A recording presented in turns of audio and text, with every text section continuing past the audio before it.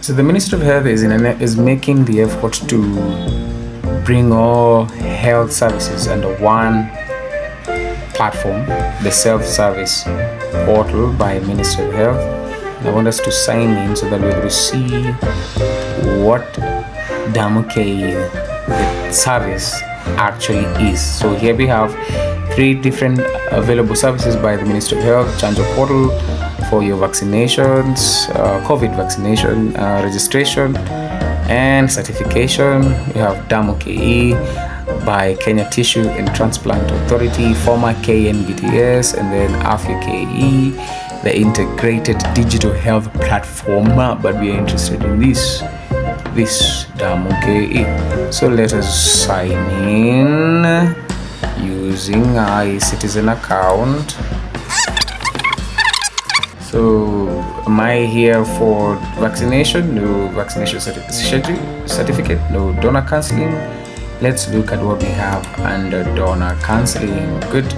It brings us this health questionnaire, very standard questionnaire for us to go through to inform us whether we are eligible to donate blood, as will be reviewed by the attendant at the blood donation drive or clinic. Question number 1: are you feeling well and in good health today? Have you eaten? Question number 2: have you eaten in the last 6 hours? You need to have eaten in the last 6 hours. Otherwise, that is how you see so many students during high school blood donation drives fainting, and not just in high school, but even kunja. Next, have you ever fainted? This, of course, would signify that you've had a condition that the blood donation service attendant would require to know about. Have you been ill or received any treatment or any medication? Have you had any injections or vaccinations? Here, injections can include use of drugs, whether for recreational purposes or for medical therapy purposes. Female donors, have you been pregnant or breastfeeding? So mothers who are pregnant and or breastfeeding are not allowed to donate blood. Have you received any blood? Have you received a blood transfusion or any blood products? There's no way you're going to be donating, and you require, you require transfusion. Next, any problems with your heart or lungs, asthma, you're not allowed to donate blood if you're asthmatic. Do you have a bleeding condition or a blood disease? Remember, your blood is going to be transfused into someone else for their own therapy. Do you have any type of cancer? Cancer patients are not allowed to donate blood. Do you have diabetes, epilepsy, or TB? You're not allowed to either. If you have those, any other long-term illnesses, if you have any, you're not allowed to donate blood. And then we go to risk assessment. So it's usually in 3 parts. There's usually the health questionnaire, there's risk assessment, part 2, and then there's the declaration form part, which if you're looking at a physical questionnaire form at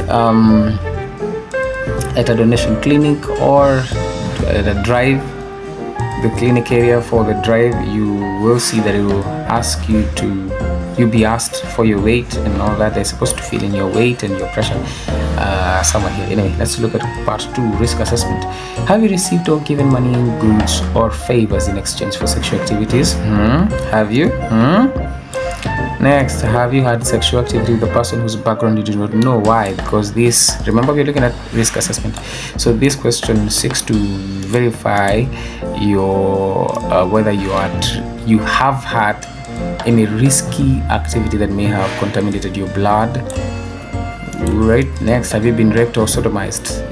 This could mean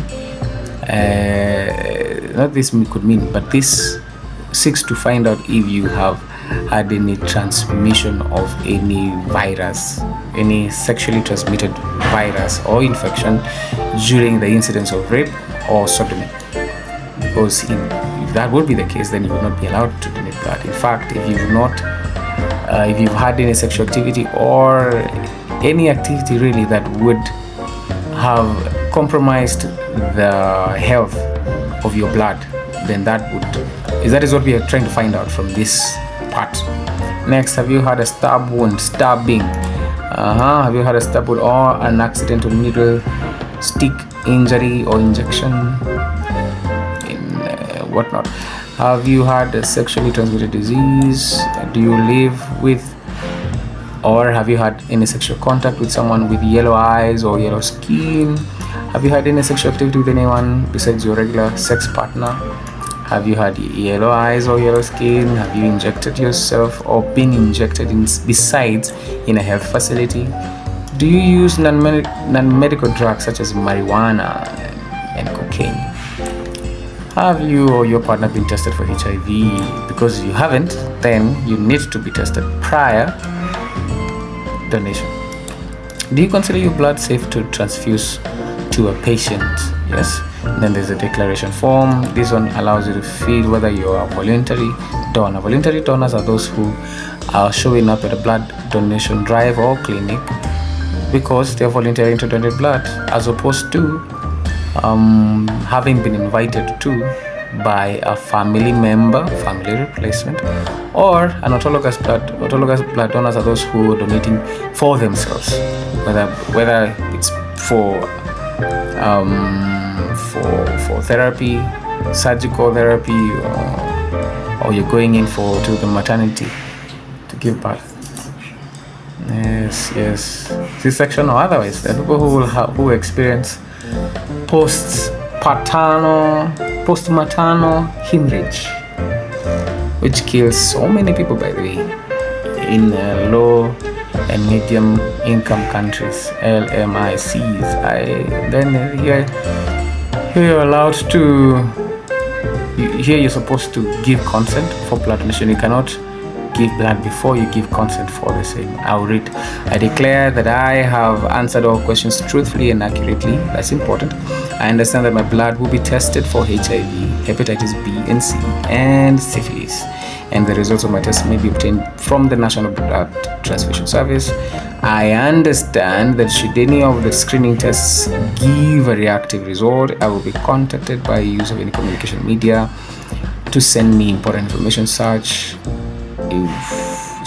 media shall include but not limited to email, post office, mobile telephone, and or fixed telephone, and offered counseling to make an informed decision about further confirmatory testing and management. I hereby give consent to KNBTS, now KTTA, to use the contact details provided in this form to communicate to me as the need may be.